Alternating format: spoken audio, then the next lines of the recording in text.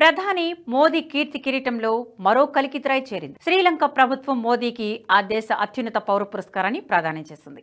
శ్రీలంక భారత్ సాంస్కృతిక సంబంధాలను ప్రోత్సహించడంలో మోదీ చేస్తున్న అసాధారణ ప్రయత్నాలకు గుర్తింపుగా మిత్రభూషణ పురస్కారంతో సత్కరించింది. తనకు మిత్రభూషణ పురస్కారం లభించడంపై మోదీ స్పందించారు. ఇది తనకు గర్వకారణమైన క్షణమని, 140 కోట్ల భారతీయులకు గౌరవమని పేర్కొన్నారు. తనకు మిత్రభూషణ అవార్డును ప్రదానం చేసినందుకు శ్రీలంక అధ్యక్షుడు అనుర కుమార దిశనాయకేతో పాటు ఆ దేశ ప్రజలకు మోదీ కృతజ్ఞతలు తెలిపారు.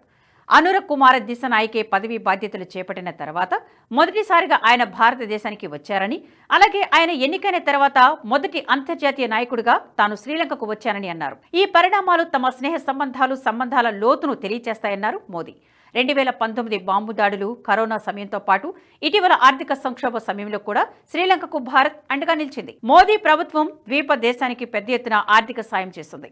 భారత ప్రభుత్వం అందించిన షరతు లేని సేవకు గుర్తుగా మోదీకి అత్యున్నత పురస్కారం అందించింది శ్రీలంక.